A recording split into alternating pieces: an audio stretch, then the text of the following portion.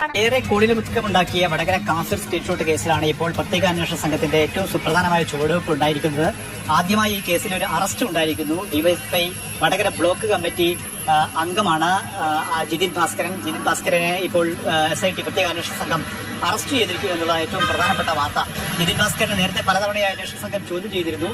ജിതിന്റെ phone അന്വേഷണ സംഘത്തിന്റെ കസ്റ്റഡിയിൽ എടുത്തിരുന്നു. ആ ഫോൺ ഉൾപ്പെടെ നിർണായകമായ ചില തെളിവുകൾ, വിവരങ്ങൾ പോലീസിന് ലഭിച്ചു. ഇതേ തുടർന്നാണ് അറസ്റ്റ് എന്നാണ് മനസ്സിലാക്കാൻ സാധിക്കുന്നത്.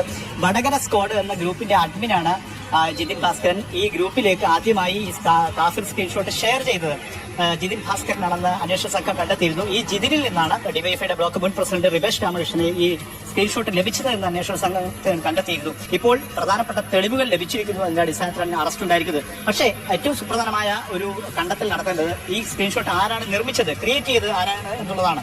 മനസ്സിലാക്കുന്നിടത്തോളം ജിതിനിൽ നിന്നും അതുമായി ബന്ധപ്പെട്ട സുപ്രധാനമായ ചില വിവരങ്ങൾ അന്വേഷണ സംഘത്തിന് ലഭിച്ചിട്ടുണ്ട് എന്നുള്ളത് തന്നെയാണ്. വൈകാതെ അവിടേക്ക് അന്വേഷണ സംഘത്തിന് എത്താൻ കഴിയും. വൈകാതെ തന്നെ അറസ്റ്റും ഇതുമായി ബന്ധപ്പെട്ട് ഉണ്ടാകുമെന്ന് അന്വേഷണ സംഘത്തിൽ നിന്നും ലഭിക്കുന്നുണ്ട്. പക്ഷേ ഇപ്പോൾ ഈ കേസിൽ ആദ്യമായി ഒരു അറസ്റ്റ് ഉണ്ടായിരിക്കുന്നു. കഴിഞ്ഞ അന്വേഷണ സംഘം നേരത്തെ റിവേഷ് രാമകൃഷ്ണനെ ചോദ്യം ചെയ്തിരുന്നുവെങ്കിലും തനിക്ക് എവിടെ നിന്നാണ് ഈ സ്ക്രീൻഷോട്ട് ലഭിച്ചത് എന്ന് അന്വേഷണ സംഘത്തോട് വെളിപ്പെടുത്താൻ റിവേഷ് തയ്യാറായിരുന്നില്ല.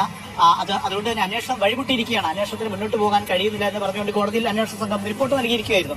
ഈ കേസിലാണ് പിന്നീട് പുനരന്വേഷണത്തിന് പുതിയ സർക്കാർ അന്വേഷണത്തിൽ ഉത്തരവിടുകയും വടകര ഡിവൈഎസ്പി ടി മനോഹരന്റെ നേതൃത്വത്തിൽ, ക്രൈംബ്രാഞ്ച് ഡിവൈഎസ്പിയുടെ നേതൃത്വത്തിൽ പ്രത്യേക അന്വേഷണ സംഘത്തെ വെക്കുകയും ചെയ്തത്. ഈ അന്വേഷണ സംഘമാണ് ഇപ്പോൾ നിർണായകമായ ഒരു ചുവടുവെപ്പ്, അറസ്റ്റ് നടത്തി.